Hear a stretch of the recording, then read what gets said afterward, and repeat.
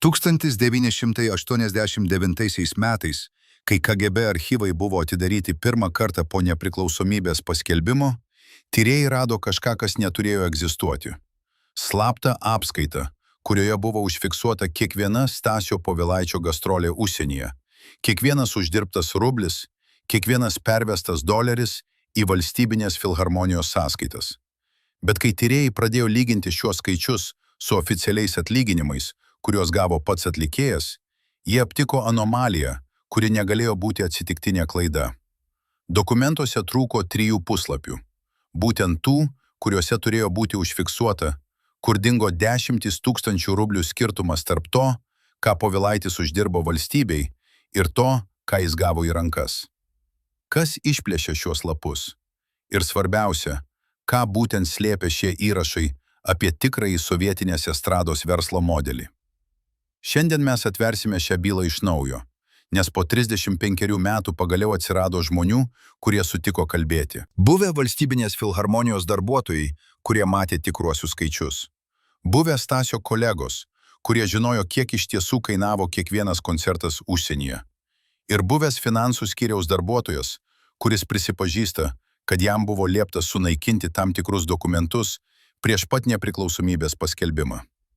Kodėl šie žmonės tylėjo tiek metų? Ką jie bijojo pasakyti? Ir kas svarbiausia, ar mes pagaliau sužinosime tiesą apie didžiausią sovietinės estrados finansinę paslaptį? Įsivaizduokite, kad esate vienas populiariausių atlikėjų visoje Tarybų Sąjungoje. Jūsų koncertai renkami per kelias valandas. Jūsų plokštelės parduodamos milijonais egzempliorių. Jūsų vardas žinomas nuo Baltijos iki Ramiojo vandenyno. Bet kai grįžtate namo po triumfališkų gastrolių Lenkijoje ar Čekoslovakijoje, jūsų atlyginimas yra 6 rubliai per dieną. Mažiau nei eilinio gamyklos darbininko alga. Kaip tai įmanoma? Kaip sistema, kuris skelbiasi rūpinantis darbo žmonėmis, gali taip ciniškai išnaudoti savo pačios sukurtą žvaigždę? Ir svarbiausia, kur dingo visi tie pinigai, kuriuos Stasys Povilaitis uždirbo savo talentų ir sveikata? Norėdami suprasti šią istoriją, turime grįžti į 1958 metų pabaigą, kai jaunas Stasys Povilaitis pirmą kartą įžengė į Lietuvos valstybinės filharmonijos duris. Jis buvo 21, turėjo konservatorijos diplomą ir svajojo apie sceną. Bet tai, ko jis nežinojo tą dieną, buvo tai, kad pasirašydamas sutartį su filharmonija, jis iš tikrųjų pasirašė sutartį su sistema, kuri pavers jį į pinigų spausdinimo mašiną, o pačiam paliks tik trupinius nuo stalo. Sistema, kuri veikia pagal paprastą principą. Atlikėjas gauna fiksuotą atlyginimą, o visas likęs pelnas priklauso valstybei. Ir kai sakome visas likęs pelnas, mes kalbame apie sumas, kurios šiandien atrodytų neįtikėtinos. Pažvelkime į konkrečius skaičius, kuriuos pavyko rasti archyvuose. 1965 metais Stasys Povilaitis surengė 38 koncertus Lenkijoje. Kiekvienas koncertas surinko vidutiniškai 2000 žiūrovų. Bilieto kaina buvo 10 zlotų, kas tuomet atitiko maždaug 3 rublius. Paprastas skaičiavimas rodo, kad tik iš bilietų pardavimo buvo surinkta apie 228 000 rublių. Bet Stasys už visą šią gastrolių seriją gavo 180 rublių. Tai yra 6 rublius per dieną per 30 dienų. Kur dingo likę 227 820 rublių? Oficiali versija buvo tokia. Organizaciniai kaštai, transportas, apgyvendinimas, filharmonijos administracinės išlaidos. Bet kai pradedi skaičiuoti šias išlaidas, net su pačia dosniausia interpretacija, jos neviršyje 30% bendros sumos. Dabar palyginkime su tuo, ką tuo metu gaudavo paprastas Lietuvos darbininkas. 1965 metais vidutinis mėnesinis atlyginimas Lietuvoje buvo 90 rublių. Tai reiškia, kad Stasys Povilaitis, vienas populiariausių atlikėjų, po mėnesio intensyvių gastrolių užsienyje, gaudavo 2 mėnesius vidutinio darbininko atlyginimo. O filharmonija iš jo darbo gaudavo sumą, kuri atitiko 2500 mėnesinių atlyginimų. Ar tai atrodo kaip teisinga paskirstymo sistema? Ar tai atrodo kaip rūpinimasis darbo žmonėmis, apie kurį taip mėgo kalbėti sovietinė propaganda? Bet štai kas dar įdomiau. Archyvuose buvo rastas dokumentas, kuriame valstybinė filharmonija prašė papildomų lėšų naujam administraciniam pastatui statyti. Prašymas buvo pateiktas 1966 metais ir jame buvo nurodyta, kad filharmonija per praėjusius metus uždirbo pakankamai lėšų iš užsienio gastrolių, kad galėtų finansuoti statybas be papildomų valstybės dotacijų. Dokumentas buvo pasirašytas filharmonijos direktoriaus ir patvirtintas kultūros ministerijos. Kai tyrėjai pradėjo tikrinti, iš kur atsirado tos pakankamai lėšų, jie aptiko, kad didžioji dalis jų buvo uždirbta būtent Stasio Povilaičio gastrolėse. Vadinasi, kol Stasys gyveno kukliai, gaudamas savo 6 rublius per dieną, filharmonija statė naujus pastatus iš jo uždirbto pelno. Ar tai nėra tobulas sovietinės sistemos simbolis? Norėdami suprasti, kaip veikia ši sistema, turime susipažinti su žmogumi, kuris ją kūrė ir prižiūrėjo. Jo vardas buvo Aleksandras Vasilevičius Sokolovas. Ir jis buvo valstybinės filharmonijos direktorius nuo 1956 iki 1972 metų. 16 metų absoliučios valdžios, per kuriuos jis pavertė filharmoniją į gerai suteptą pelno mašiną. Sokolovas buvo partijos narys nuo 1945 metų, turėjo glaudžius ryšius su Maskvos kultūros ministerija ir, kaip vėliau paaiškėjo, asmeninę sąskaitą Šveicarijos banke. Bet apie tai mes sužinojome tik daug vėliau, po jo mirties 1985 metais. Sokolovas buvo meistras kurti oficialią dokumentaciją, kuri atrodė visiškai teisėta. Kiekviena gastrolė turėjo savo bylą su sutartimis, sąskaitomis, ataskaitomis. Viskas atrodė skaidru ir teisėta. Bet buvo viena detalė, kurią pastebėjo tik patys atidžiausi stebėtojai. Kiekvienoje byloje trūko vieno dokumento – tikslaus pelno paskirstimo ataskaitos. Buvo bendros sumos, buvo išlaidų sąrašai, bet nebuvo dokumento, kuriame būtų parašyta tiek uždirbome, tiek išleidome, kiek liko ir štai kaip paskirstėme likutį. Šis dokumentas visada buvo prie konfidencialių dokumentų arba perduotas Maskvai. Ir niekas niekada nedrįso klausti, kodėl šie dokumentai niekada negrįžta atgal. Bet buvo žmonių, kurie matė tikruosius skaičius. Vienas iš jų buvo Juozas Petrauskas, buvęs finansų skyriaus darbuotojas, kuris dirbo filharmonijoje nuo 1963 iki 1989 metų. Šiandien, po 35 metų, jis pirmą kartą sutinka kalbėti apie tai, ką matė. Ir tai, ką jis pasakoja, yra šokiruojanti. Pasak Juozo, kiekviena užsienio gastrolė turėjo 2 apskaitas – oficialią, kuri buvo rodoma kontrolieriams, ir tikrąją, kuri buvo žinoma tik siaurame direktoriaus ratelyje. Oficialioje apskaitoje išlaidos visada buvo išpūstos, o pajamos sumažintos. Tikrojoje apskaitoje buvo matomas realus pelnas, kuris dažnai buvo 3-4 kartus didesnis nei oficialiai deklaruojamas. Kodėl Juozas tylėjo tiek metų? Kodėl jis nepasakė tiesos iš karto po nepriklausomybės paskelbimo? Jo atsakymas yra paprastas ir kartu bauginantis. Aš bijojau. Net po nepriklausomybės, net kai sistema žlugo, aš vis dar bijojau. Nes žmonės, kurie valdė tą sistemą, niekur nedingo. Jie tiesiog pakeitė pareigas, bet jų galia liko. Ir aš žinojau, kad jei pradėsiu kalbėti, mano šeima gali nukentėti. Tik dabar, kai daugelis tų žmonių jau mirė, kai praėjo pakankamai laiko, Juozas jaučiasi saugus pakankamai, kad pasakytų tiesą. Bet ar mes tikrai norime žinoti šią tiesą? Ar mes pasiruošę sužinoti, kaip giliai ėjo ši korupcija ir išnaudojimas?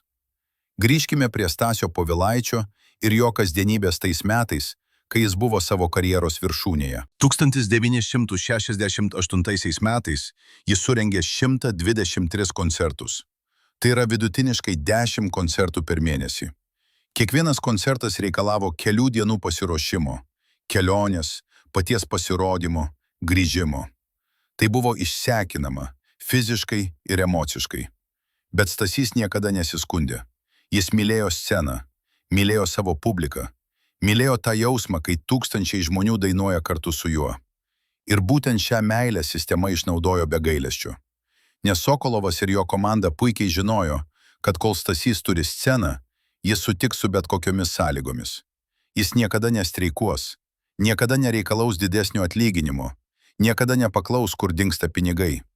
Nes scena jam buvo svarbesnė už pinigus. Bet buvo momentų, kai net Stasys pradėjo suprasti, kad kažkas negerai. Vienas iš tokių momentų įvyko 1971 metais, kai jis grįžo iš ypač sėkmingų gastrolių Čekoslovakijoje. Koncertai buvo išparduoti, publika entuziastinga, kritikai rašė puikius atsiliepimus. Bet kai Stasys gavo savo atlyginimą, jis pastebėjo, kad suma yra mažesnė nei įprastai. Kai jis paklausė, kodėl, jam buvo pasakyta, kad buvo papildomos organizacinės išlaidos. Kokios išlaidos? Niekas negalėjo paaiškinti. Dokumentai buvo Maskvoje. Ir Stasys suprato, kad jis niekada nesužinos tiesos. Bet tą vakarą, grįžęs namo, jis pirmą kartą pradėjo skaičiuoti. Kiek žmonių buvo koncertuose? Kiek kainavo bilietai? Kiek iš viso turėjo būti uždirbta? Ir kai jis pamatė skaičius, jis suprato, kad gauna mažiau nei 1% nuo to, ką uždirba. Ar tai buvo momentas, kai jis nusprendė pradėti savo slaptą verslą? Ar tai buvo momentas, kai jis suprato, kad jei nori išgyventi, turi žaisti pagal savo taisyklės? Tuo pačiu metu, kai Stasys pradėjo suvokti sistemos tikrąją prigimtį, Sokolovas stiprino savo kontrolę. 1972 metais jis įvedė naują taisyklę.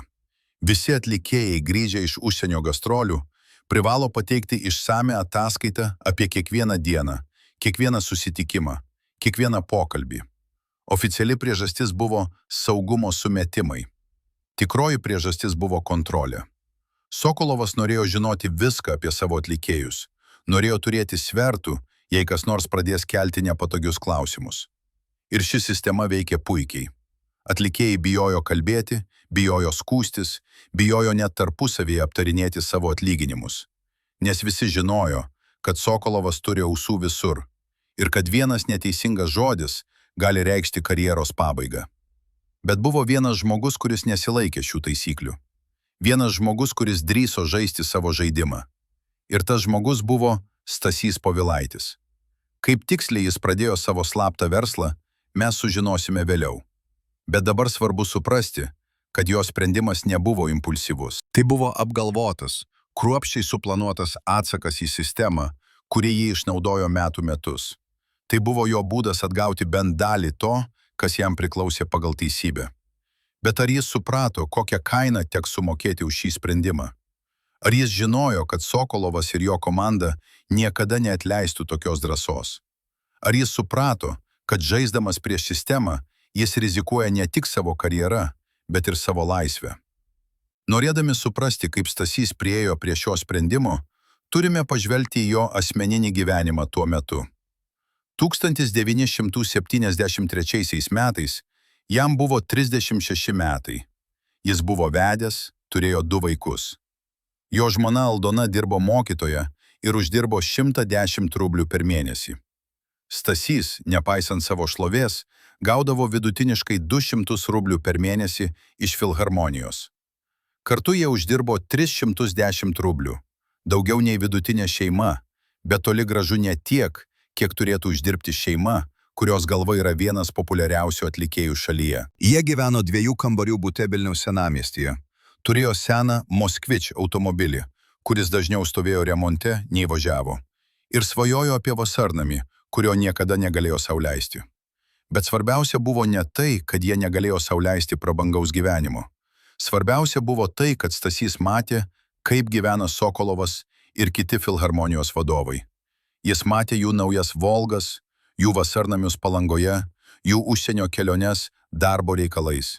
Ir jis žinojo, kad visa tai buvo apmokėta iš pinigų, kuriuos jis uždirbo savo talentų ir darbu. Tai buvo ne pavydas, tai buvo supratimas apie gilų neteisybės jausmą.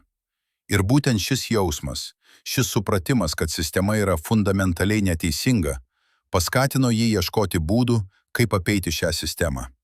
Bet ar tai pateisina jo veiksmus? Ar neteisinga sistema suteikia teisę laužyti įstatymus?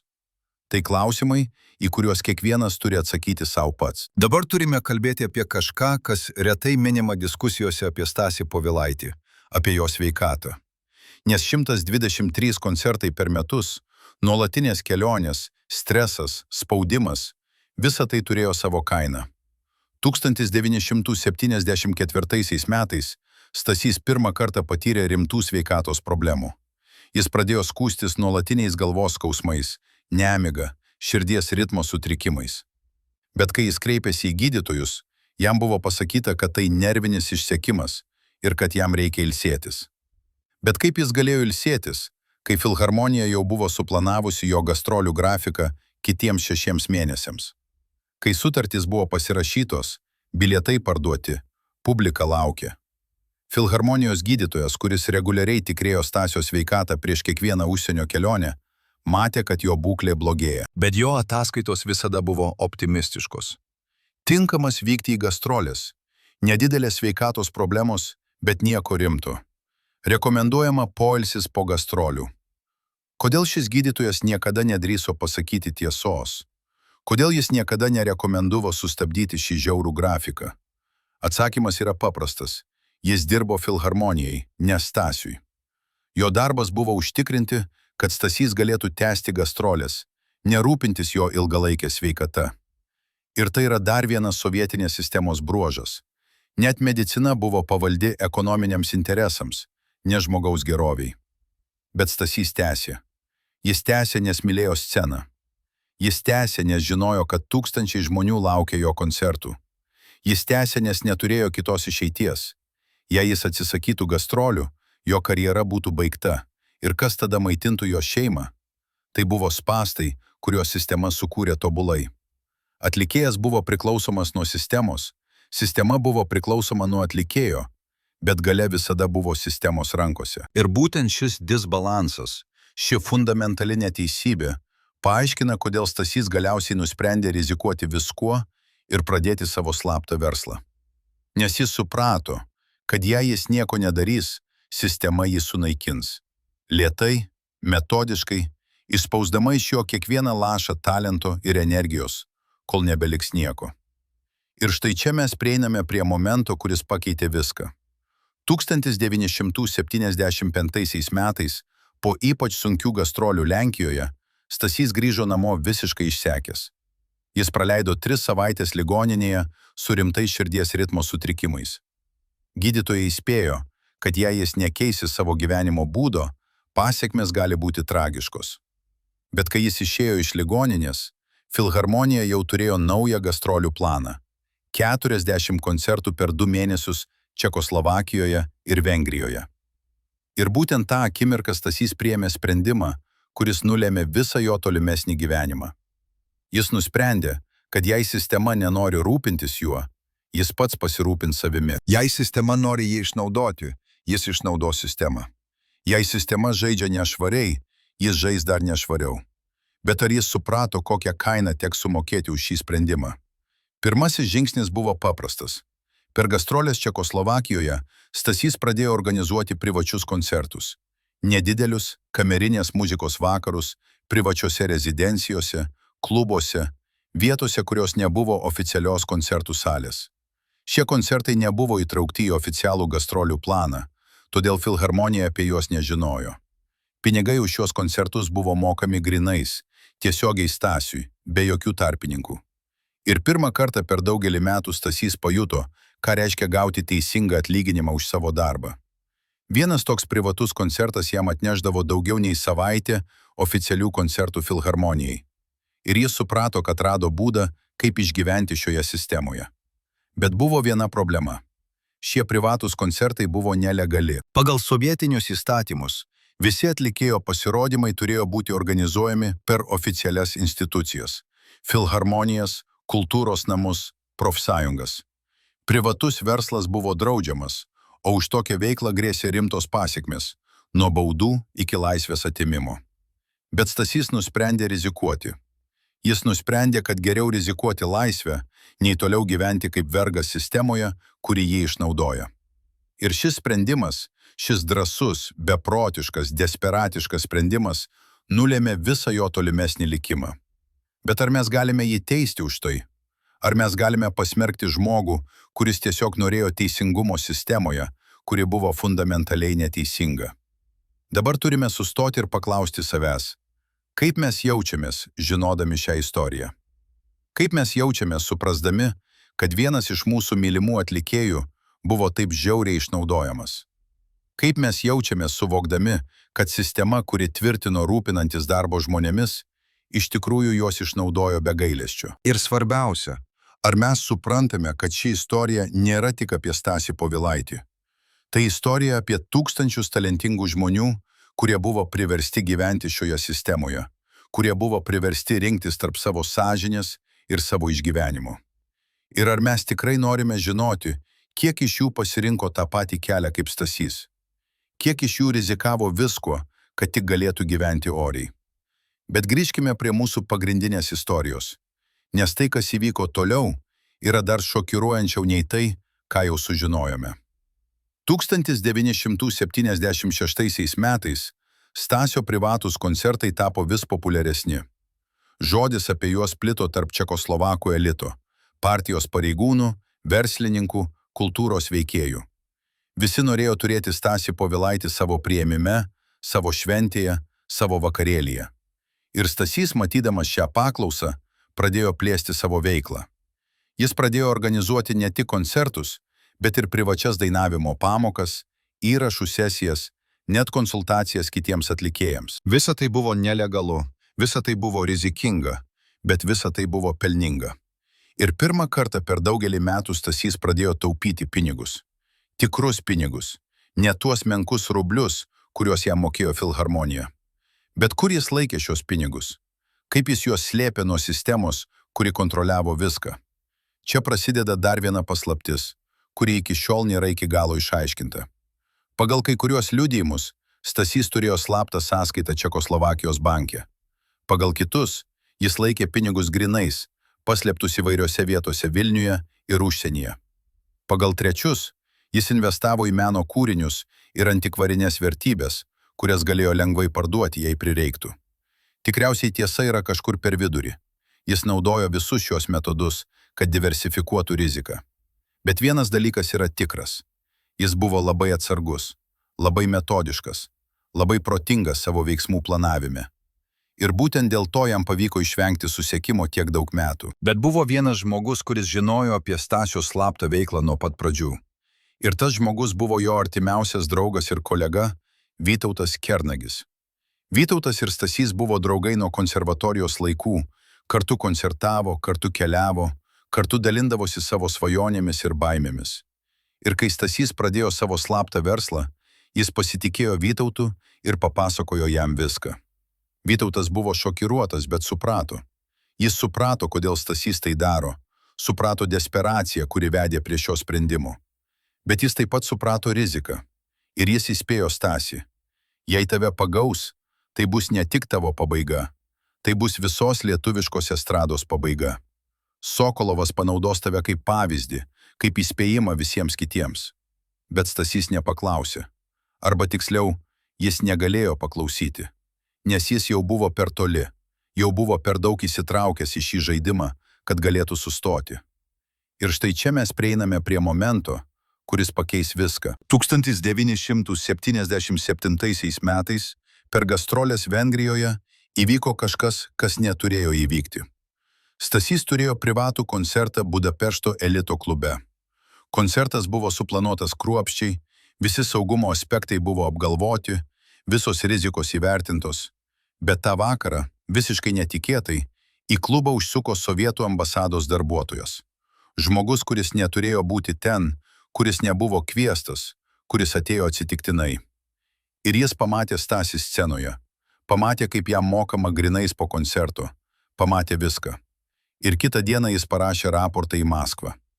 Raportas, kuris pradėjo grandinę įvykių, vedančių prie Stasio arešto, teismo ir įkalinimo. Bet ar tas ambasados darbuotojas tikrai atėjo atsitiktinai? Ar tai buvo tikrai sutapimas? Ar galbūt kas nors pranešė apie Stasio veiklą? Kas galėjo tai padaryti? Ir kodėl? Šie klausimai mus veda prie dar vienos paslaptis, kuri iki šiol nėra išspręsta. Buvo kalbų, gandų, įtarimų, kad Stasys buvo išduotas. Kad kas nors iš jo artimos aplinkos pranešė apie jo slaptą veiklą valdžiai. Bet kas galėjo tai padaryti? Kas turėjo motyvą? Ir svarbiausia, kas turėjo informaciją? Nes Stasys buvo labai atsargus, labai selektyvus, su kuo dalyjosi savo paslaptimis. Tik keletas žmonių žinojo apie jo privatus koncertus. Tik keletas žmonių žinojo apie jo finansinės operacijas. Ir vienas iš tų žmonių buvo Aleksandras Vasilevičius Sokolovas, filharmonijos direktorius. Žmogus, kuris turėjo daugiausia prarasti, jei Stasio veikla būtų tapusi vieša. Ar galėjo būti, kad Sokolovas pats pranešė apie Stasį, kad apsaugotų save ir savo sistemą? Ar galėjo būti, kad jis paaukojo Stasį, kad išsaugotų savo imperiją? Šiandien po tiek metų mes vis dar neturime atsakymų į šios klausimus. Sokolovas mirė 1985 metais, niekada neprabilęs apie šią istoriją. Vytautas Kernagis mirė 2007 metais, taip pat niekada viešai nekalbėjęs apie Stasio slaptą veiklą. Dauguma žmonių, kurie žinojo tiesą, jau mirė arba atsisako kalbėti. Bet archyvai lieka, dokumentai lieka. Ir mes tęsime šią istoriją, ieškodami atsakymų, ieškodami tiesos, ieškodami teisingumo žmogui, kuris buvo išnaudotas, išduotas ir pamirštas. Nes Stasio Povilaičio istorija nėra tik istorija apie vieną žmogų. Tai istorija apie sistemą, kuri naikino talentus, kuri naikino svajones, kuri naikino žmonės. Ir mes privalome papasakoti šią istoriją, kad tai niekada nepasikartotų. Keli buvę valstybinės filharmonijos darbuotojai, kurie sutiko kalbėti tik uždarose patalpose, su išjungtais telefonais, pasakoja istoriją, kuri šiurpina net po 3 dešimtmečių. Vienas iš jų, buvęs buhalteris Antanas Rimkus, prisimena, kaip 1978 metais jam buvo liepta sunaikinti tam tikrus dokumentus. Neperduoti į archyvą, neįsiųsti į Maskvą, būtent sunaikinti. Jis turėjo sudeginti 47 lapus finansinių ataskaitų, kuriuose buvo užfiksuotos tikrosios sumos uždirbtos iš Stasio Povilaičio gastrolių. Kodėl šie dokumentai turėjo išnykti? Ką jie rodė?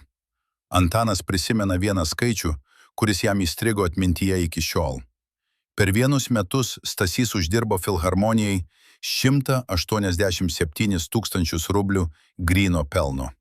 Tai buvo suma, kuri galėjo pastatyti 2 naujas mokyklas arba aprūpinti 100 šeimų butais. O pats Stasys tais metais gavo 2400 rublių, vos 1% nuo to, ką uždirbo. Ar jūs suprantate šį skaičių? Ar jūs suprantate šį cinizmą? Ar jūs suprantate, kodėl žmogus, kuris matė šios skaičius, nusprendė, kad sistema nusipelno būti apgauta? Bet Antanas pasakoja dar kažką, kas verčia suabejoti viskuo, ką manėme žinantys apie tą laikmetį. Jis sako, kad tie dokumentai, kuriuos jam liepė sunaikinti, nebuvo vieninteliai. Buvo ir kiti, slaptesni, pavojingesni, kompromituojantis ne tik filharmoniją, bet ir aukščiausius partijos pareigūnus Lietuvoje. Šiuose dokumentuose buvo užfiksuota, kaip dalis pelno iš užsienio gastrolių buvo perskirstoma ne į valstybės biudžetą, o į privačias sąskaitas. Kaip tam tikri pareigūnai gaudavo premijas už tai, kad užmerkdavo akis į tam tikras finansinės operacijas. Kaip visa sistema buvo persmelkta korupcijos nuo pat viršaus iki apačios. Ir būtent šie dokumentai, pasak Antano, buvo tikroji priežastis, kodėl Stasio byla buvo tvarkoma taip skubiai, taip tyliai, taip efektyviai. Nes jei Stasys būtų pradėjęs kalbėti teisme, jei būtų pradėjęs vardyti vardus ir sumas, visa sistema galėjo sugriūti kaip kortų namelis. Dabar turime kalbėti apie kažką, kas retai minima oficialiuose istorijose. Apie Stasio sveikatą kalėjime. Kai jis buvo suimtas 1978 metais, jam buvo 41. Jis jau turėjo rimtų širdies problemų, aukšto kraujospūdžio, lėtinių galvos skausmų. Bet kalėjimo medicinos dalis, kuri turėjo rūpintis jo sveikata, veikė pagal labai paprastą principą. Jei kalinys gali vaikščioti ir dirbti, jis yra sveikas. Stasys praleido 18 mėnesių tardymo izoliatoriuje, kol vyko teismo procesas. Per tą laiką jis neteko 23 kg svorio. Jo širdies būklė pablogėjo tiek, kad gydytojai vėliau stebėjosi, kaip jis išgyveno. Bet kas svarbiausia, per tą laiką jis nematė savo šeimos. Nei žmonos Aldonos, nei vaikų. Jam buvo leista tik vienas laiškas per mėnesį ir visi laiškai buvo cenzūruojami. Ar jūs galite įsivaizduoti, ką jaučia žmogus, kuris yra atskirtas nuo visko, kas jam brangu, kuris nežino, kas vyksta su jo artimaisiais, kuris gyvena nuolatinėje baimėje ir neapibrieštume? Buvęs kalėjimo gydytojas, kuris sutiko kalbėti tik anonimiškai, pasakoja, kad Stasio atvejis buvo ypatingas. Paprastai politiniai kaliniai, o Stasio byla buvo klasifikuojama kaip ekonominis nusikaltimas su politiniais pagrindais, gaudavo bent minimalę medicininę pagalbą. Bet Stasio atveju buvo kitaip. Kiekvieną kartą, kai jis skundėsi širdies skausmais, jam buvo duodamas paprastas validolas ir siunčiamas atgal į kamerą. Kiekvieną kartą, kai jis prašė pasikviesti specialistą, jam buvo atsakoma, kad nėra būtinybės. Gydytojas sako, kad jis gavo aiškias instrukcijas iš aukščiau. Stasys Povilaitis neturi gauti jokios specialios pagalbos, jokių privilegijų, jokio švelnesnio režimo. Jis turi būti traktuojamas kaip eilinis nusikaltėlis, o dar geriau, kaip pavyzdys kitiems, kas nutinka tiems, kurie bando apgauti sistemą. Ar tai nebuvo tyčinis žiaurumas? Ar tai nebuvo kerštas už tai, kad jis išdrįso žaisti pagal savo taisykles? Tuo pačiu metu, kai Stasys kentėjo kalėjime, Aleksandras Sokolovas tęsė savo valdymą Filharmonijoje. Bet dabar jis turėjo naują problemą. Kaip pakeisti Stasį Povilaitį? Nes nepaisant visko, kas įvyko, publika vis dar mylėjo Stasį, vis dar laukė jo koncertų, vis dar klausė jo plokštelių. Sokolovas bandė promovuoti kitus atlikėjus, bandė sukurti naujas žvaigždes, bet niekas negalėjo užpildyti tos tuštumas, kurią paliko Stasio areštas. Ir čia prasideda dar viena keista istorija. 1979 metais, praėjus metams po Stasio nuteisimo, Filharmonija staiga paskelbė, kad Stasys Povilaitis susirgęs ir laikinai negali koncertuoti. Nesuimtas, nenuteistas, būtent susirgęs. Kodėl buvo naudojama ši formuluotė? Kodėl sistema, kuri paprastai nesidrovėjo viešai bausti liaudies priešų, šiuo atveju pasirinko tylėjimą ir apgaulę? Atsakymas slypi tame, ką Sokolovas suprato labai greitai po Stasio arešto. Jei visuomenė sužinotų tikrąją istoriją, kaip Stasys buvo išnaudojamas, kaip jam buvo mokama menkutė dalis to, ką jis uždirbo, kaip visa sistema buvo pagrįsta neteisybė, simpatiją gautų ne sistema, o Stasys. Žmonės pradėtų klausti nepatogių klausimų.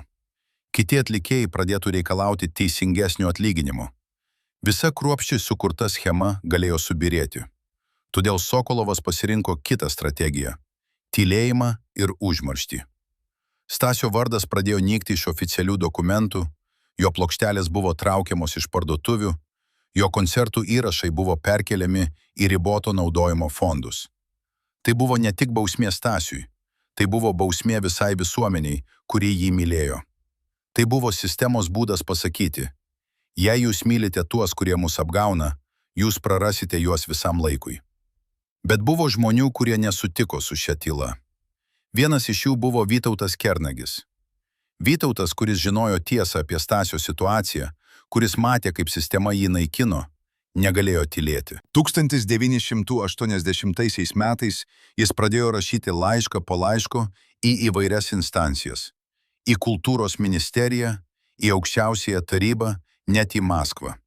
Jis reikalavo peržiūrėti Stasio bylą, reikalavo teisingesnio vertinimo, reikalavo, kad būtų atsižvelgta į jo sveikatos būklę. Bet visi šie laiškai liko be atsakymo. Arba tiksliau, atsakymas buvo labai aiškus. Vytautui buvo patarta nustoti rašyti šios laiškus, jei jis nenori, kad jo paties karjera baigtųsi taip pat liūdnai kaip Stasio.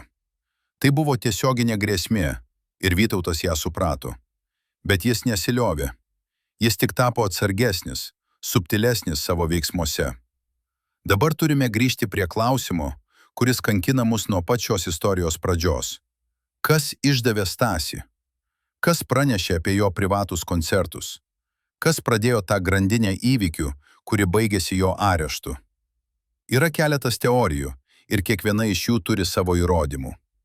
Pirmoji teorija sako, kad tai buvo pats Sokolovas, kad jis sužinojo apie Stasio veiklą per savo informatorius užsienyje ir nusprendė panaudoti šią informaciją, kad atsikratytų atlikėjo, kuris tapo per daug nepriklausomas, per daug drąsus, per daug pavojingas sistemai.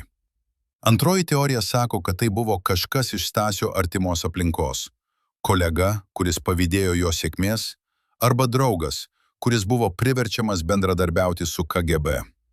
Trečioji teorija, pati bauginančiausia, sako, kad tai buvo atsitiktinumas, kad tas sovietų ambasados darbuotojas Budapešte tikrai atėjo į klubą atsitiktinai ir kad visa Stasio tragedija buvo tiesiog nesėkmės rezultatas. Bet yra ir ketvirtoji teorija, apie kurią kalbama tik šnabždomis, tik uždarose patalpose, tik tarp tų, kurie žino daugiau nei turėtų žinoti. Ši teorija sako, kad Stasys buvo išduotas ne dėl to, ką jis darė, o dėl to, ką jis žinojo. Kad jo privatus koncertai buvo tik pretekstas, o tikroji priežastis buvo ta, kad jis per savo veiklą sužinojo per daug apie tai, kaip veikia visa sistema. Kad jis matė, kaip pinigai keliauja iš vienos sąskaitos į kitą, kaip pareigūnai gauna kyšius, kaip visa sovietinė ekonomika buvo pagrįsta ne planavimu, o korupcija. Ir kad sistema nusprendė jį nutildyti, kol jis nepapasakojo to, ką žinojo. Ar ši teorija tiesa? Mes nežinome. Bet vienas dalykas yra tikras. Stasys niekada neišdavė tų, kurie jam padėjo. Net kalėjime, net tardymo metu, net kai jam buvo žadama švelnesnė bausmė mainais už bendradarbiavimą, jis niekada neišdavė nė vieno vardo. Ar tai buvo lojalumas? Ar tai buvo baimė? Ar tai buvo supratimas, kad jei jis pradės kalbėti, jo šeima gali nukentėti? Grįžkime prie Aldonos, Stasio žmonos, kuri per visą šį laikotarpį kentėjo tyliai, oriai, nepasiduodama. Kai Stasys buvo suimtas, jai buvo 40 metų. Ji dirbo mokytoja vienoje Vilniaus mokykloje, auklėjo 2 vaikus, bandė išlaikyti šeimą su viena alga. Bet po Stasio arešto jos gyvenimas tapo pragaru. Mokyklos administracija ją pakvietė pokalbiui, kurio metu jai buvo pasiūlyta atsistatydinti, kad nesudarytų neigiamo įvaizdžio mokiniams. Kai ji atsisakė, jai buvo sumažintas krūvis, perkelta į mažiau prestižinę mokyklą, nuolat tikrinami jos pamokų planai ir metodai. Tai buvo ne tik spaudimas jai, tai buvo spaudimas visai šeimai. Vaikai mokykloje buvo patyčių objektai, kaimynai vengė bendrauti, draugai po vieną pradėjo dingti. Tai buvo sistemos būdas bausti ne tik nusikaltėlį, bet ir visus, kurie su juo susiję. Bet Aldona nepasiduodė. Ji kas savaitę rašė prašymus leisti aplankyti Stasį kalėjime. Dauguma šių prašymų buvo atmesti be paaiškinimo. Bet ji tęsė. Ji rašė laiškus, kuriuos Stasys galbūt niekada negavo. Ji rinko pinigus, kad galėtų nusiųsti jam siuntinį, šiek tiek maisto, šiltų drabužių, vaistų. Dauguma šių siuntinių niekada nepasiekė Stasio. Bet ji tęsė. Nes ji žinojo, kad jei ji pasiduos, jei ji nustos kovoti, sistema laimės. Ir ji neleido sistemai laimėti. Net kai visi kiti atsitraukė, net kai ji liko viena, ji tęsė. Ar jūs galite įsivaizduoti tokią jėgą? Ar jūs galite įsivaizduoti tokią meilę? Ar jūs galite įsivaizduoti, ką reikia, kad išlaikytum orumą tokiomis aplinkybėmis? 1981 metais, praėjus 3 metams po Stasio nuteisimo, įvyko kažkas netikėto. Stasys buvo paleistas anksčiau laiko dėl geros elgsenos ir sveikatos būklės. Oficiali versija skambėjo humanitariškai ir gailestingai. Bet tikroji priežastis buvo kur kas prozaiškesnė. Kalėjimo administracija bijojo, kad Stasys gali mirti kalėjime. Ir tai sukeltų nereikalingų klausimų. Jo širdies būklė buvo tokia bloga, kad gydytojai davė jam nedaugiau kaip 4 metus gyventi. Sistema nusprendė, kad geriau paleisti jį mirti namuose, nei turėti dar vieną politinį kalinį, mirusi dėl netinkamos medicininės priežiūros skandalą. Tai buvo negailestingumas, tai buvo pragmatizmas. Bet Aldonai ir vaikams tai buvo stebuklas. Jie vėl turėjo Stasį, nors ir sulaužytą, nors ir sergantį, nors ir nebe tokį, koks jis buvo prieš areštą. Kai Stasys grįžo namo, jis buvo šešėlis to žmogaus, kuris kadaise žavėjo tūkstančius žiūrovų. Jis buvo išsekęs, sergantis, psichologiškai sulaužytas, bet svarbiausia, jis buvo uždraustas. Jam buvo uždrausta koncertuoti, uždrausta įrašinėti, uždrausta net dėstyti. Vienintelis darbas, kurį jis galėjo gauti, Buvo muzikos mokytojo vieta mažoje kaimo mokykloje už 100 km nuo Vilniaus. Atlyginimas – 120 rublių per mėnesį. Tai buvo sistemos būdas pasakyti, mes tau atleidome, bet mes niekada nepamiršime. Tu gyveni tik todėl, kad mes leidžiame tau gyventi. Ir bet kada mes galime atimti šią privilegiją. Ar jūs suprantate šį žiaurumą? Ar jūs suprantate šį cinizmą? Ar jūs suprantate, kaip sistema naikino žmonės ne tik fiziškai, bet ir dvasiškai, atėmus iš jų viską, kas darė juos žmonėmis? Bet net ir tokiomis aplinkybėmis Stasys nepasiduodė. Jis mokė vaikus kaimo mokykloje su tokiu pat atsidavimu, su kokiu kadaise koncertavo didžiausiose salėse. Jis perdavė jiems savo meilę muzikai, savo supratimą apie grožį, savo tikėjimą, kad menas gali išgelbėti net tamsiausią gyvenimą. Kai kurie iš tų vaikų vėliau tapo profesionaliais muzikantais. Kai kurie iš jų iki šiol prisimena Stasį kaip geriausią mokytoją, kokį jie kada turėjo. Ir tai yra galbūt vienintelis šviesus momentas šioje tamsoje istorijoje. Kad net sulaužytas, net pažemintas, net atimtas iš jo visko, Stasys vis dar sugebėjo duoti kitiems tai, kas jam buvo atimta. Ar tai nėra tikrasis didvyriškumas? Ar tai nėra tikrasis pergalė prieš sistemą, kuri bandė jį sunaikinti? Dabar turime kalbėti apie kažką, kas retai minima, bet yra kritiškai svarbu šią istorijai suprasti. Apie Stasio psichologinę būklę po kalėjimo. Jis kentėjo nuo to, ką šiandien vadintume potrauminio streso sutrikimu. Jis turėjo košmarus, kuriuose vėl buvo tardomas, vėl buvo kameroje, vėl buvo atskirtas nuo šeimos. Jis turėjo panikos ataką, kai girdėdavo tam tikrus garsus. Durų trenkimą, žingsnių garsus koridoriuje, telefonas skambant naktį. Jis gyveno nuolatinėje baimėje, kad sistema vėl ateis jo, kad vėl bus suimtas, kad vėl praras viską. Ir ši baimė nebuvo beprasmė, nes sistema tikrai stebėjo jį. KGB turėjo bylą su jo vardu ir ši byla niekada nebuvo uždaryta. Kiekvieną mėnesį jis turėjo registruotis vietinėje milicijoje.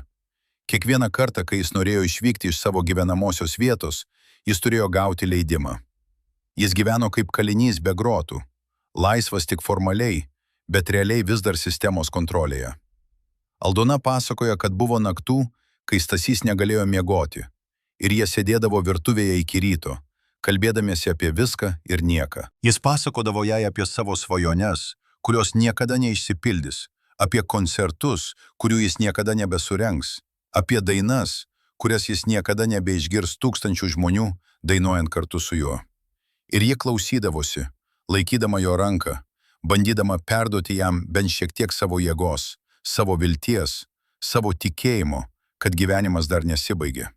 Bet giliai širdyje jie žinojo, kad Stasys, kurį jie mylėjo, kurį jie ištekėjo, kuris buvo pilnas energijos ir optimizmo, mirė šitame kalėjime.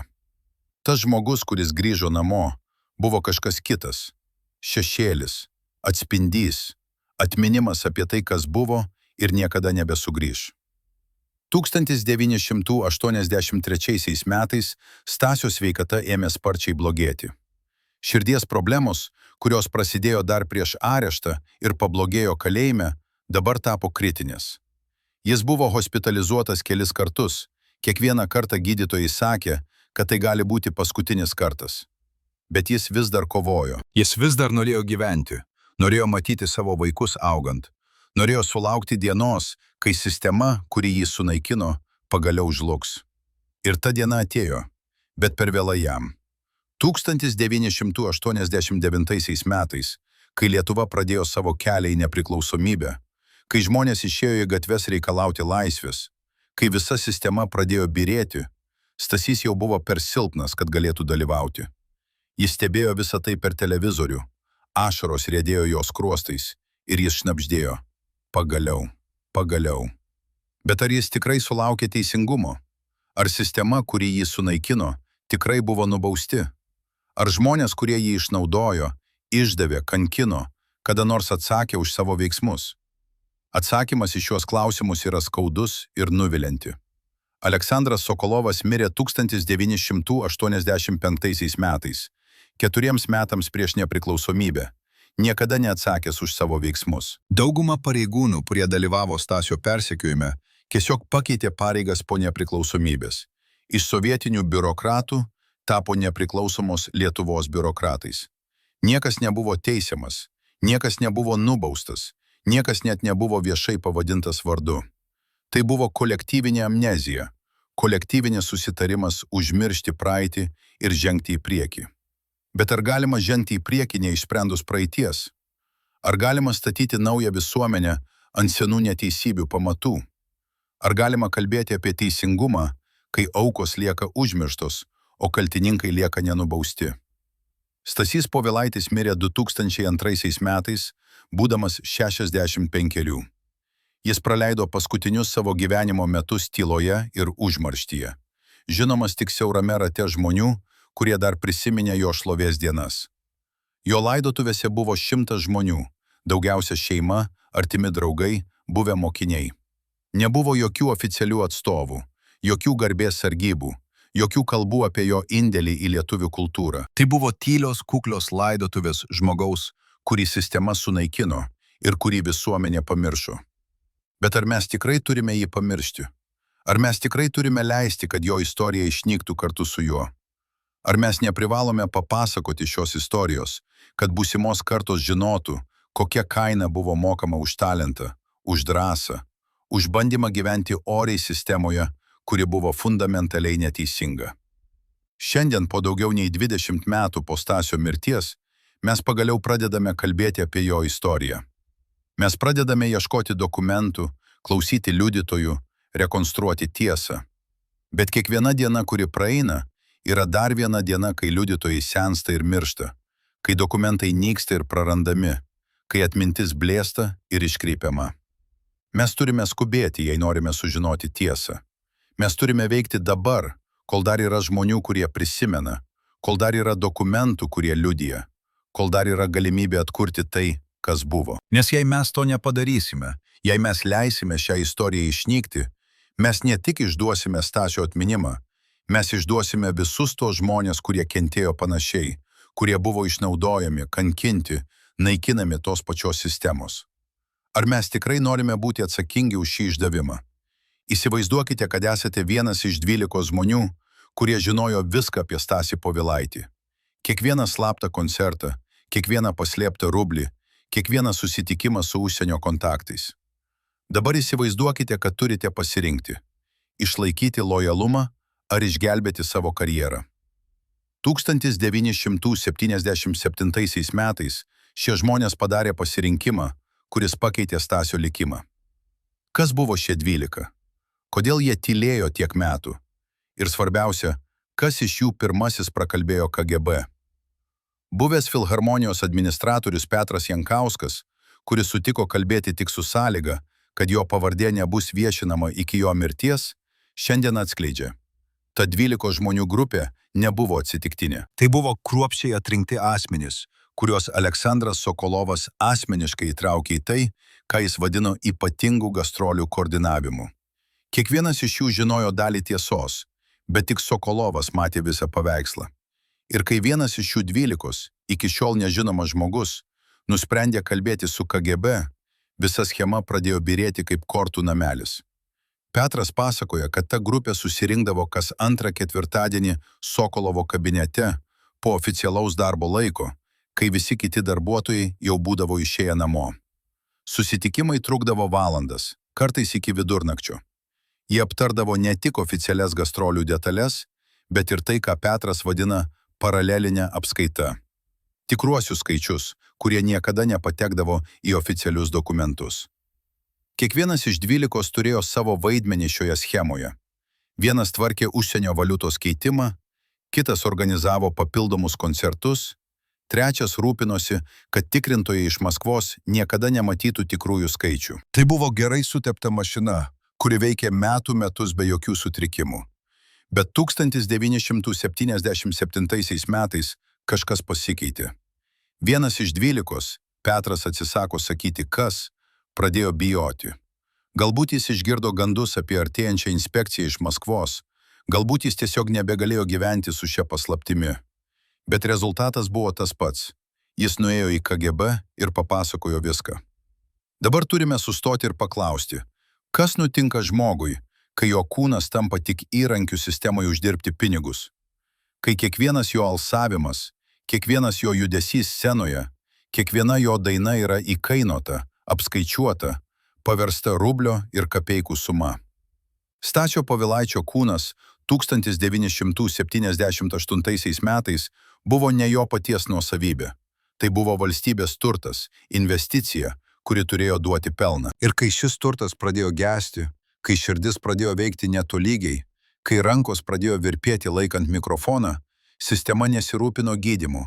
Ji rūpinosi tik tuo, kaip išspausti paskutinius lašus pelno iš šio mirštančio kūno. Buvęs filharmonijos gydytojas Algirdas Butkus, kuris prižiūrėjo Stasio sveikatą nuo 1969 iki 1977, šiandien prisipažįsta. Aš žinojau, kad jis miršta. Aš mačiau elektrokardiogramos rezultatus, mačiau, kaip jo širdis kovoja su kiekvienu smūgiu. Bet kai aš rekomenduodavau sustabdyti gastrolės, man būdavo atsakoma, kad draugas Povilaitis yra stiprus, jis ištvės. Ir aš turėdavau pasirašyti pažymą, kad jis tinkamas kelioniai.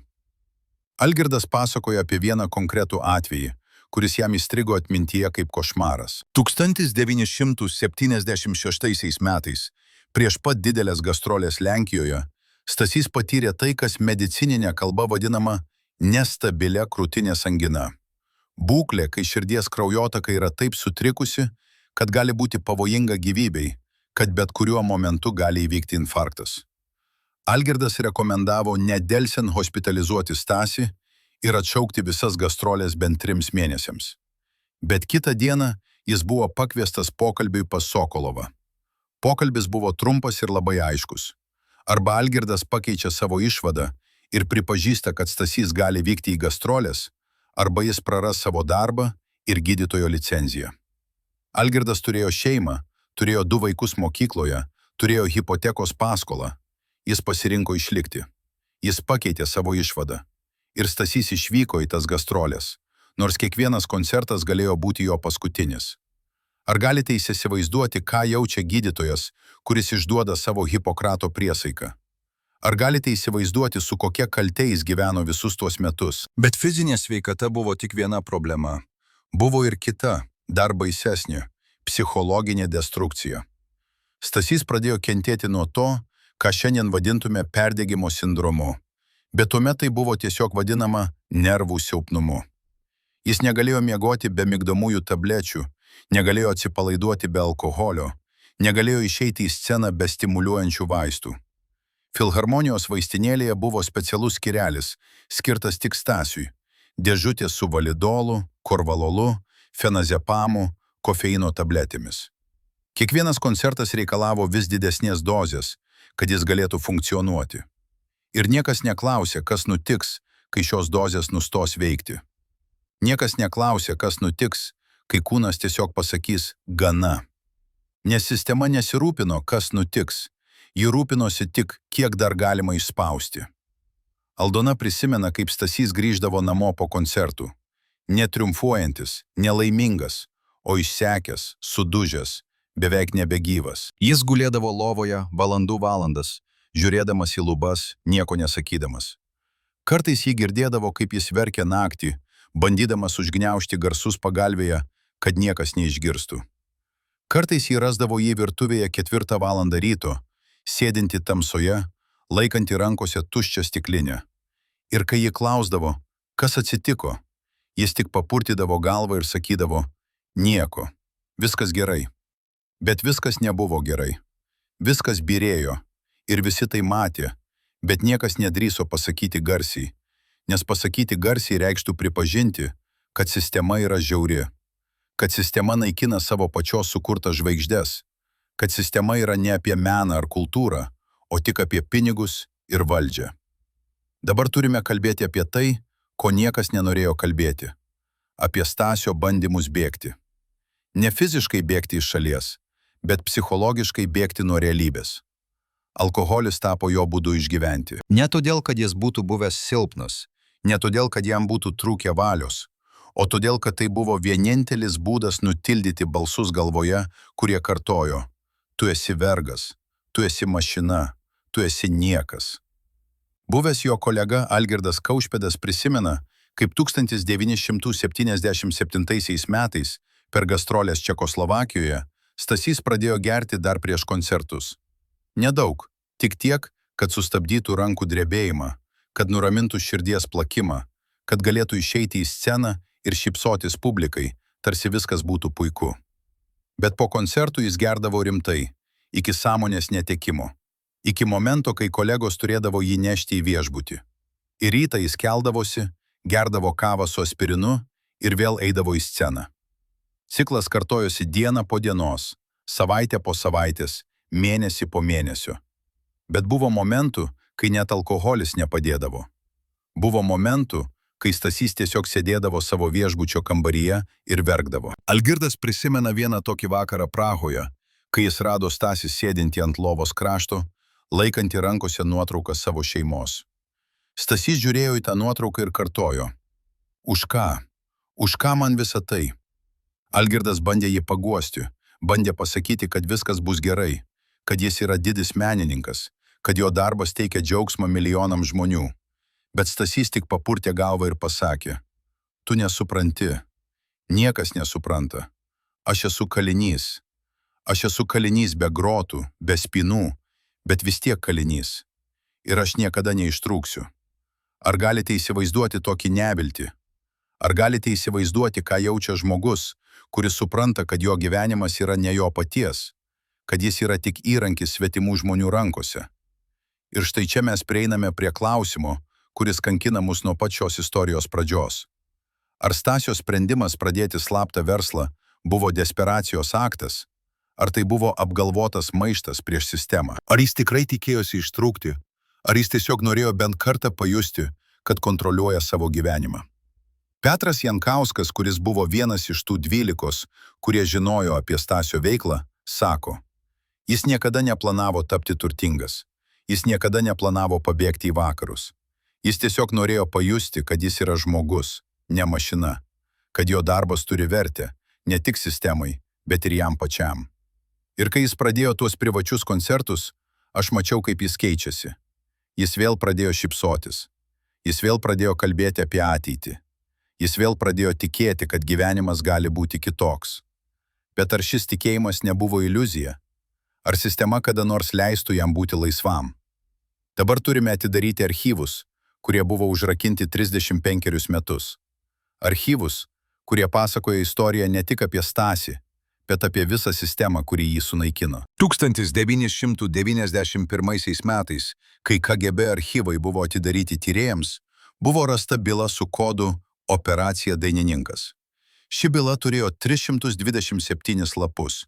Kiekvienas lapas buvo dokumentas, liudijantis apie Stasio Povilaičio stebėjimą, sekimą, kontrolę. Buvo nuotraukos iš slaptų stebėjimų, buvo įrašai iš pasiklausimų, buvo raportai iš informatorių. Bet svarbiausia, buvo dokumentai, kurie rodė, kad KGB žinojo apie Stasio slaptą veiklą jau nuo 1975 metų. 2 metus anksčiau, nei jis buvo suimtas. Kodėl jie laukė tiek ilgai? Kodėl jie nelaikė jo iš karto, kai tik sužinojo? Atsakymas slypi dokumente, kuris buvo pažymėtas ypač slaptas, sunaikinti po panaudojimo. Bet šis dokumentas nebuvo sunaikintas. Jis buvo paslėptas. Ir tik po nepriklausomybės paskelbimo jis buvo rastas archyvų gelmėse. Dokumente buvo aiškiai parašyta: objektas Dainininkas yra vertingas kaip informacijos šaltinis apie užsienio kontaktus ir finansinės operacijos. Rekomenduojama tęsti stebėjimą ir leisti jam tęsti veiklą, kad galėtume identifikuoti visą tinklą. Kitaip tariant, KGB naudojo Stasį kaip masalą, kad pagautų didesnius žuvus. Jie norėjo sužinoti, kas dar dalyvauja šioje schemoje, kas padeda jam organizuoti privačius koncertus, kas tvarko pinigus. Ir tik kai jie surinko pakankamai informacijos, kai jie identifikavo visus dalyvius, jie nusprendė uždaryti spąstus. Stasys nebuvo tiesiog nusikaltėlis. Jis buvo įrankis didesnėje operacijoje, apie kurią jis net nežinojo. Bet kas dar šokiruojančiau, byloje buvo dokumentas, kuris rodė, kad vienas iš tų 12, kurie žinojo apie Stasio veiklą, iš tikrųjų buvo KGB informatorius. Jo kodinis vardas buvo Maestro ir jis teikė reguliarius raportus apie kiekvieną Stasio žingsnį. Kas buvo šis Maestro? Petras Jankauskas atsisako atsakyti į šią klausimą tiesiogiai, bet jis sako, kai aš sužinojau, kas tai buvo, aš supratau, kodėl Stasys niekada neturėjo šansų. Nes tas žmogus buvo ne tik jo kolega, jis buvo jo draugas. Žmogus, kuriam Stasys pasitikėjo, kuriam jis pasakojo savo planus, savo baimės, savo svajones. Ir tas žmogus viską perduodavo KGB.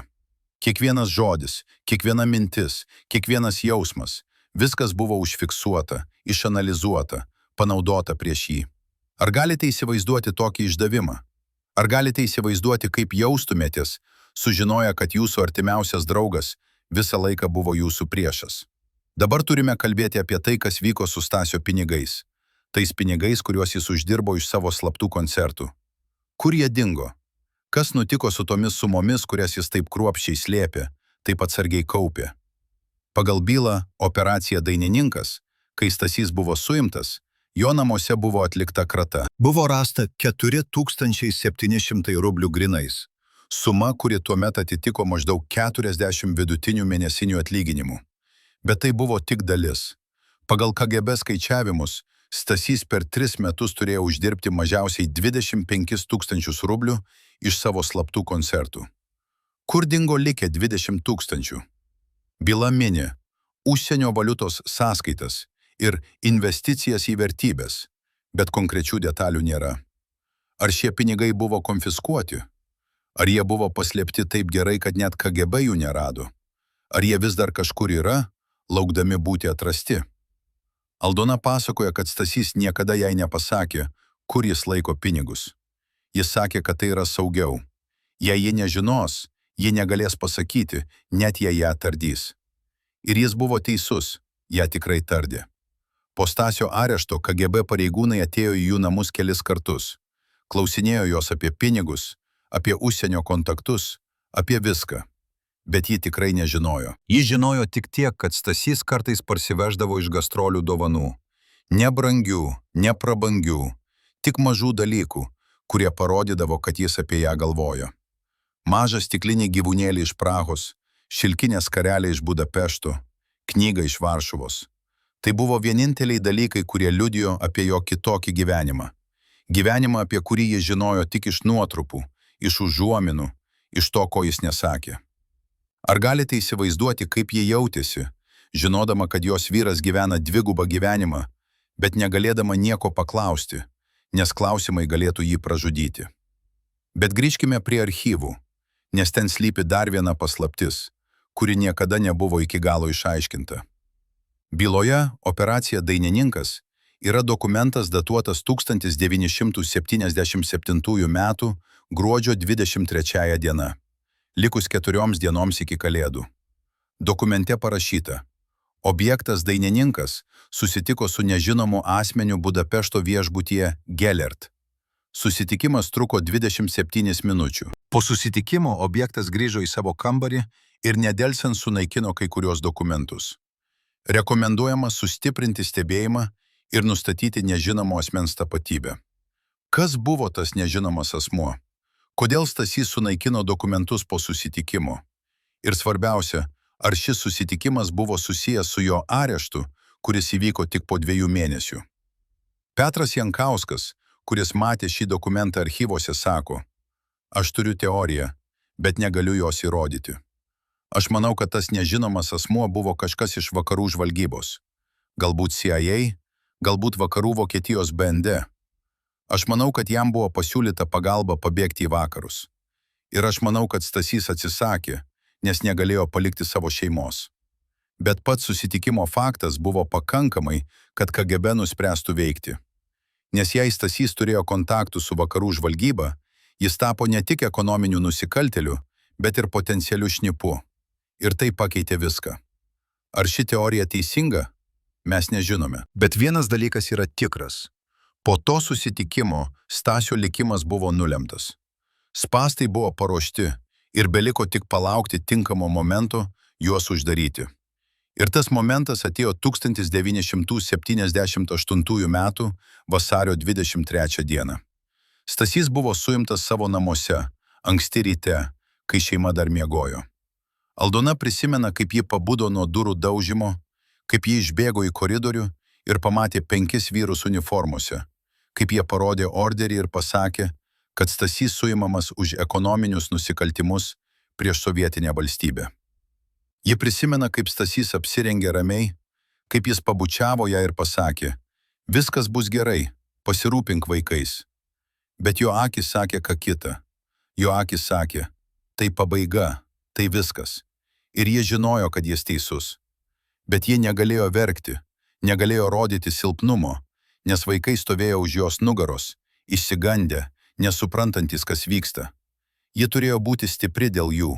Ji turėjo būti stipri, nors jos pasaulis griuvo. Po Stasio arešto prasidėjo tai, ką Aldona vadina gyvenimo pragaru. Kaimynai nustojo su ją kalbėti. Draugai nustojo skambinti.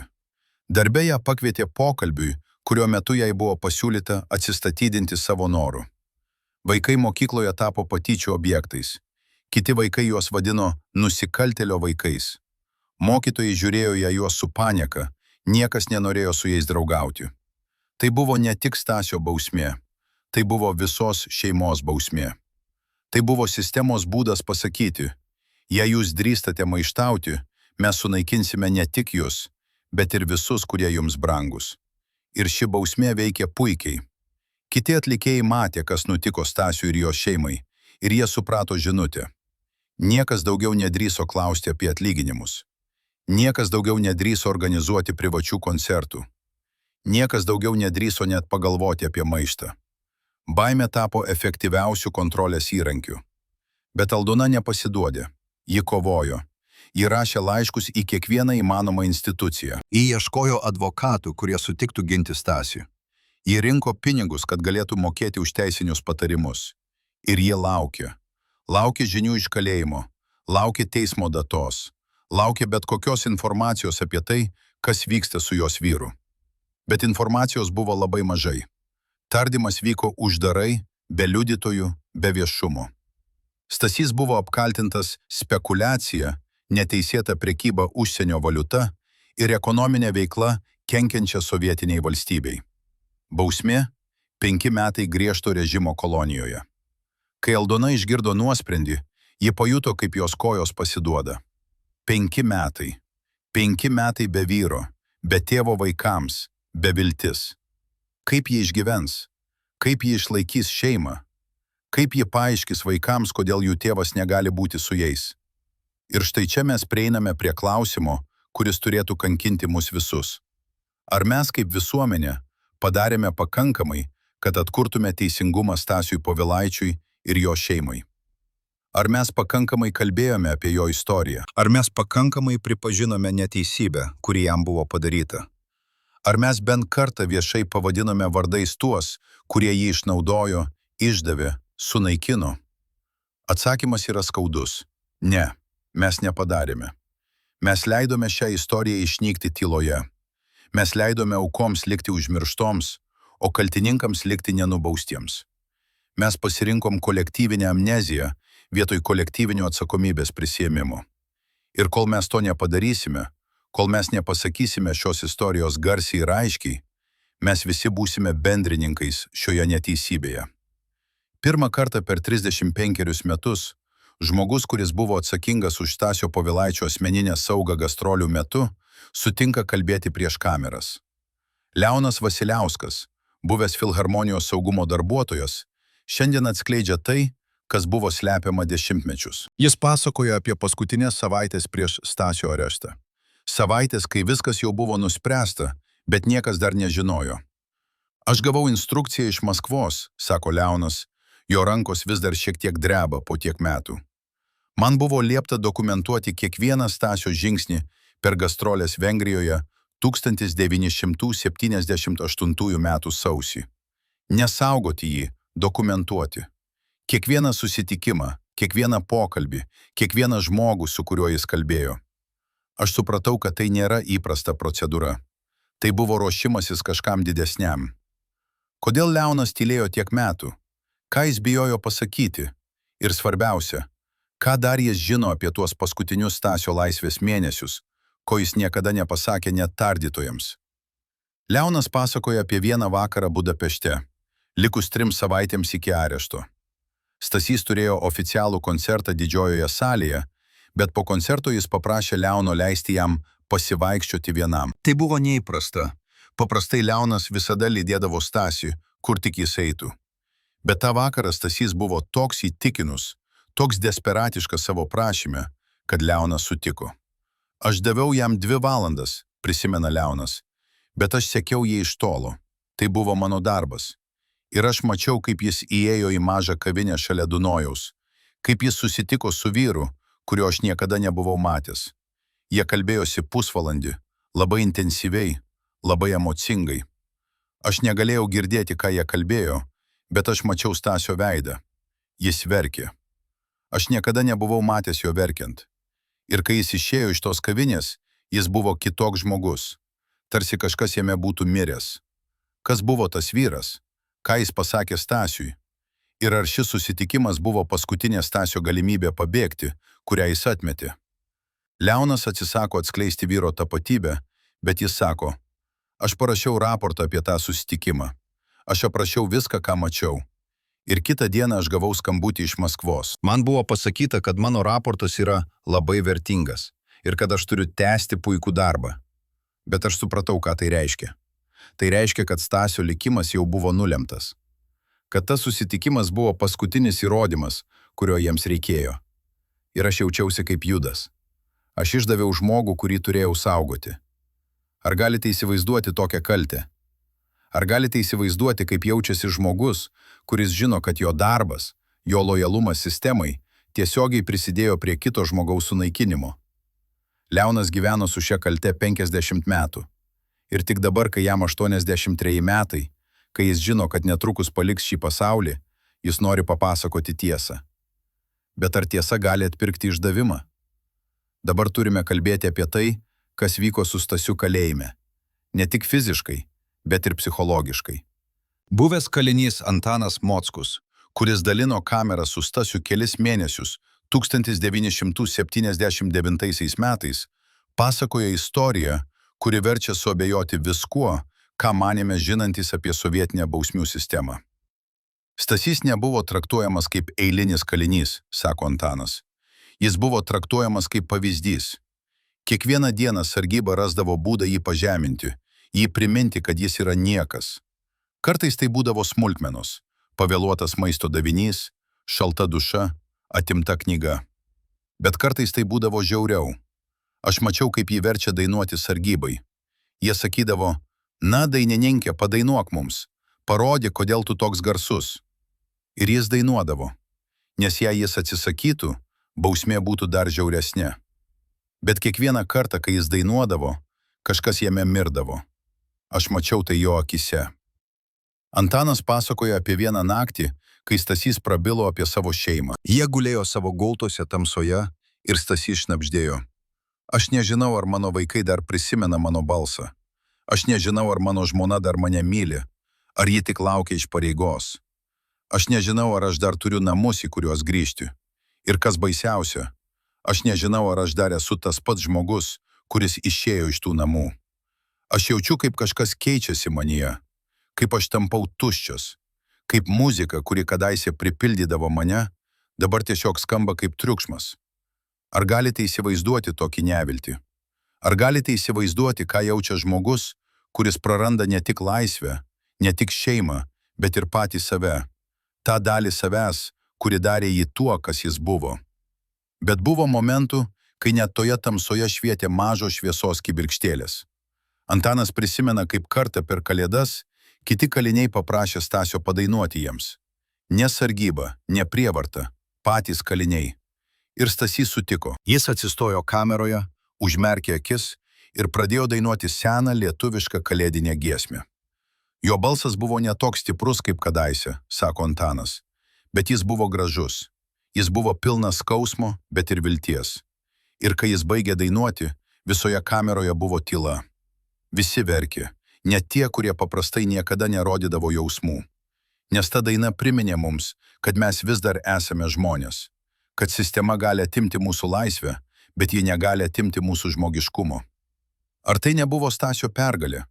Ar tai nebuvo jo būdas pasakyti sistemai, jūs galite sulaužyti mano kūną, bet jūs niekada nesulaužysite mano dvasios? Dabar turime grįžti prie klausimo, kuris kankina mus nuo pačios istorijos pradžios. Kas buvo tikrasis išdavikas? Kas iš tų 12, kurie žinojo apie Stasio slaptą veiklą, pirmasis nuėjo į KGB? Petras Jankauskas, kuris žadėjo niekada neatskleisti šio vardo, šiandien keičia savo nuomonę. Aš tylėjau tiek metų, nes bijojau, jis sako, bet dabar aš suprantu, kad tyla yra dar vienas išdavimo būdas. Tyla reiškia, kad mes leidžiame kaltininkams išvengti atsakomybės. Tyla reiškia, kad mes išduodame aukas antrą kartą.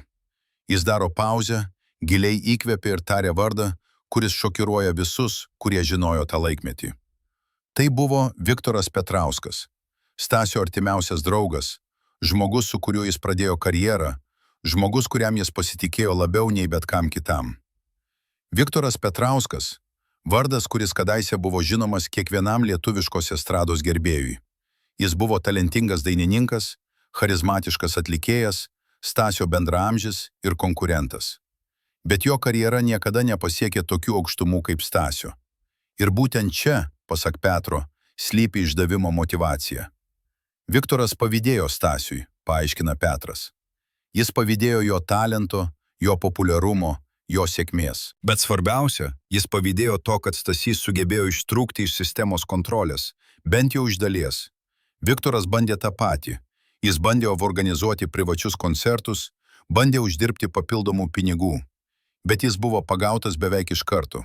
Ir jam buvo pasiūlytas sandoris. Arba jis eina į kalėjimą, arba jis tampa informatorium. Jis pasirinko išlikti. Ir jo pirmoji užduotis buvo Stasys.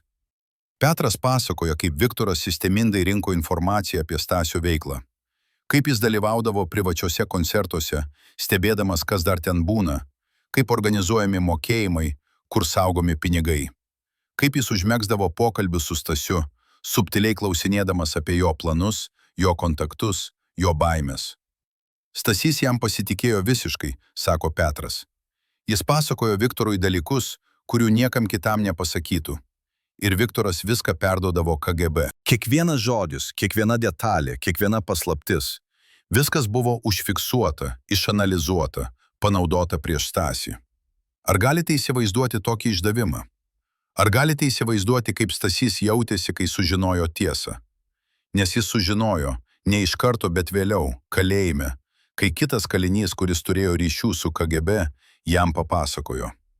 Antanas Mockus prisimena tą dieną, kai Stasys sužinojo apie Viktoro išdavimą. Jis tiesiog sėdėjo savo gultoje, žiūrėdamas į sieną, pasakoja Antanas. Jis nešaukė, neverkė, nieko nesakė. Jis tiesiog sėdėjo. Bet aš mačiau, kaip kažkas jame lūžta. Tai nebuvo fizinis lūžis, tai buvo kažkas giliau. Tai buvo paskutinės vilties, paskutinio tikėjimo žmonėmis lūžis. Po tos dienos jis niekada nebedainavo. Net kai kiti kaliniai prašydavo, jis tik papurtydavo galvą. Muzika, kuri kadaise buvo jo gyvenimas, dabar jam priminė tik skausmą. Ar tai nebuvo Viktoro tikroji pergalė?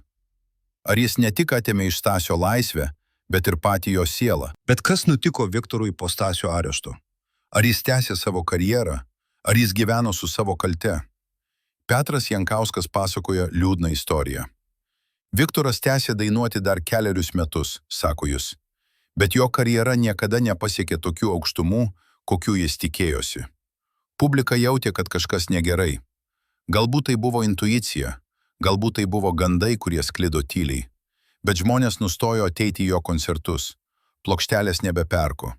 Ir 1985 metais jis pasitraukė iš scenos. Jis gyveno tyliai, užsidaręs, vengdamas žmonių. Kai kurie sako, kad jis gėrė. Kai kurie sako, kad jis kentėjo nuo depresijos. Bet niekas tiksliai nežino, nes jis su niekuo nekalbėjo. Viktoras paliko šį pasaulį 2009 metais, niekada viešai neprisipažinęs apie savo vaidmenį Stasio tragedijoje. Ar tai buvo bausmė? Ar tai buvo teisingumas? Ar tai buvo pakankamai? Dabar turime kalbėti apie tai, kas liko po visko. Apie Stasio palikimą, apie jo šeimą, apie tai, kaip sistema bandė ištrinti net jo atminimą. Po Stasio paleidimo iš kalėjimo 1981 metais jo vardas buvo faktiškai uždraustas. Jo plokštelės buvo išimtos iš parduotuvių, jo koncertų įrašai buvo perkelti į riboto naudojimo fondus, jo nuotraukos buvo pašalintos iš Filharmonijos archyvų. Tai buvo ne tik bausmė jam, tai buvo bandymas ištrinti jį iš istorijos, tarsi jo niekada nebūtų buvę. Bet sistema neįvertino vieno dalyko – žmonių atminties. Žmonės, kurie mylėjo Stasio dainas, kurie lankė jo koncertus, kurie augo klausydamiesi jo balso, nepamirš. Jie saugojo jo plokšteles namuose, jie dainavo jo dainas privačiai, jie pasakojo savo vaikams apie didį dainininką, kurį sistema sunaikino. Aldona pasakoja, kaip ji bandė išlaikyti Stasio atminimą gyvą po jo išėjimo iš šio pasaulio 2002 metais. Aš surinkau viską, ką turėjau, jis sako. Kiekvieną nuotrauką, kiekvieną laišką, kiekvieną plokštelę. Aš norėjau sukurti archyvą, kad būsimos kartos žinotų tiesą. Bet niekas nenorėjo man padėti. Muziejai sakė, kad neturi vietos. Archyvai sakė, kad tai nėra istoriškai reikšminga. Net kai kurie buvę Stasio kolegos vengė su manimi kalbėti. Tarsi jo vardas vis dar būtų prakeiktas, net po tiek metų. Ar tai nėra dar vienas išdavimas? Ar mes kaip visuomenė neišduodame Stasio atminimo kiekvieną dieną, kai tylime apie jo istoriją? Bet yra žmonių, kurie nenori tylėti. Yra žmonių, kurie kovoja už tai, kad Stasio istorija būtų pasakyta. Vienas iš jų yra Marius Povilaitis, Stasio anūkas, kuris niekada nepažino savo senelio, bet kuris jaučia pareigą atkurti jo vardą. Aš užaugau girdėdamas istorijas apie jį, sako Marius. Mano tėvas man pasakojo, koks jis buvo talentingas, koks jis buvo geras žmogus, kaip sistema jį sunaikino. Ir aš nusprendžiau, kad aš nenoriu, kad jo istorija būtų užmiršta. Aš noriu, kad žmonės žinotų tiesą. Ne tik apie jo talentą, bet ir apie tai, kaip jis buvo išnaudojamas, išduotas, sunaikintas. Marius praleidžia metus archyvuose, ieškodamas dokumentų, kalbėdamasis su liudytojais, rekonstruodamas savo senelio gyvenimą. Tai yra jo būdas atiduoti pagarbą žmogui, kurio jis niekada nepažinojo, bet kurio kraujas teka jo gyslomis. Ir štai čia mes prieiname prie paskutinio klausimo, kuris turėtų kankinti mus visus. Ką mes, kaip visuomenė, išmokome iš Stasio Povilaičio istorijos? Ar mes išmokome, kad sistema, kuri išnaudoja savo talentingiausius žmonės, yra pasmerkta žlugti? Ar mes išmokome, kad tyla ir užmarštis yra išdavimo formos? Ar mes išmokome, kad teisingumas negali būti pasiektas be tiesos? Ar mes tikrai išmokome šias pamokas? Ar mes vis dar kartojame tas pačias klaidas, tik kitais vardais, kitomis formomis? Šie klausimai neturi lengvų atsakymų. Bet vienas dalykas yra tikras. Kol mes nekalbėsime apie tokias istorijas kaip Stasio, kol mes neatskleisime vardų tų, kurie išnaudojo, išdavė, sunaikino, kol mes nepriimsime kolektyvinės atsakomybės už praeitį, mes niekada nesugebėsime pastatyti tikrai teisingos visuomenės. Po Lietuvos nepriklausomybės paskelbimo 1990 metais daugelis tikėjosi, kad pagaliau bus atkurtas teisingumas tiems, kurie kentėjo sovietinėje sistemoje. Buvo sukurtos komisijos, atidaryti archyvai, pradėti tyrimai. Bet Stasio Povilaičio atvejis niekada nebuvo oficialiai peržiūrėtas. Jo nuosprendis niekada nebuvo panaikintas. Jo vardas niekada nebuvo oficialiai reabilituotas. Kodėl? Galbūt todėl, kad jo istorija buvo per daug nepatogi. Jie atskleidė ne tik sovietinės sistemos žiaurumą, bet ir tai, kaip daugelis žmonių, kurie vėliau tapo nepriklausomos Lietuvos elitu, buvo įsitraukę į tą sistemą. Galbūt todėl, kad pripažinti Stasio kančią reikštų pripažinti kolektyvinę kaltę. Galbūt todėl, kad lengviau užmiršti nei prisiminti. Aleksandras Sokolovas, žmogus, kuris kūrė ir prižiūrėjo sistemą, kuri išnaudojo Stasį, paliko šį pasaulį 1985 metais, niekada neatsakęs už savo veiksmus.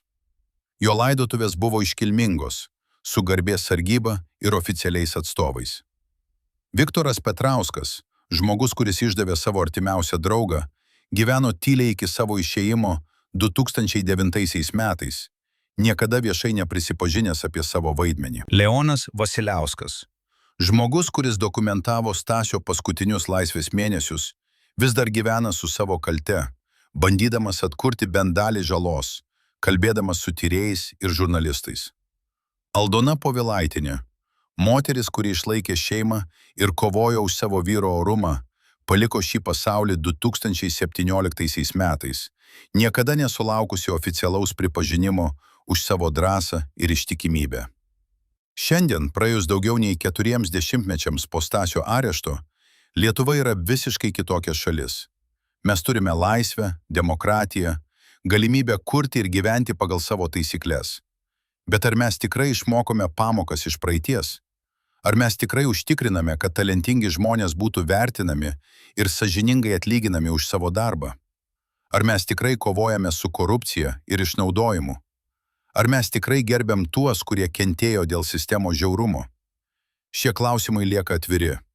Ir atsakymai į juos priklauso nuo mūsų visų. Bet galbūt pati didžiausia paslaptis Stasio Povilaičio istorijoje nėra tai, kas jam nutiko, o tai, kas galėjo nutikti, jei jis būtų priėmęs kitokius sprendimus. Kas būtų buvę, jei jis būtų sutikęs su tuo pasiūlymu Budapešto kavinėje? Pasiūlymu, apie kurį Leonas Vasiliauskas užsiminė, bet niekada nepatvirtino. Kas būtų buvę, jei jis būtų pabėgęs į vakarus, palikęs savo šeimą, savo šalį, savo gyvenimą? Ar jis būtų tapęs dar vienu emigrantu, ilgintis namų, bet gyvenančių laisvėje? Ar jis būtų pasiekęs tarptautinę šlovę, kurią nusipelnė? Ar jis būtų gyvenęs ilgiau, laimingiau, pilniau? Mes niekada nesužinosime atsakymų į šios klausimus. Bet galbūt tai ir yra Stasio istorijos prasmė. Ne tai, kas nutiko, o tai, kas galėjo nutikti. Ne tai, ką jis prarado, o tai, ką jis išsaugojo. Savo orumą, savo meilę šeimai, savo atsisakymą išduoti kitus, net kai pats buvo išduotas. Galbūt tikroji paslaptis yra ne archyvuose, Ne dokumentuose, ne liudytojų pasakojimuose, o toje tyloje, kurią Stasys išsaugojo iki pat savo paskutinės dienos. Tyloje, kuri saugo paslaptis, kurios niekada nebus atskleistos.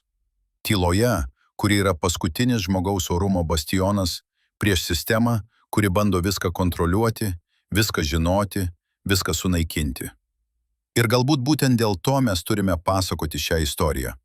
Ne tam, kad atskleistume visas paslaptis, o tam, kad primintume savo, jog už kiekvieno dokumento, už kiekvieno skaičiaus, už kiekvienos statistikos slypi gyvas žmogus su savo svajonėmis, baimėmis, meile ir skausmu.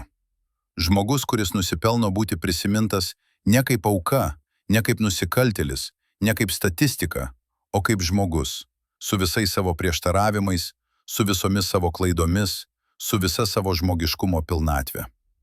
Gerbiami žiūrovai, jei sekėte šią tragišką istoriją iki pabaigos, parašykite komentaruose, iš kurio miesto esate. Mums svarbu žinoti, kur Stasys Povilaitis vis dar yra prisimenas. Ir užsiprenumeruokite kanalą, kad nepraleistų tiesos apie istorijos idolus.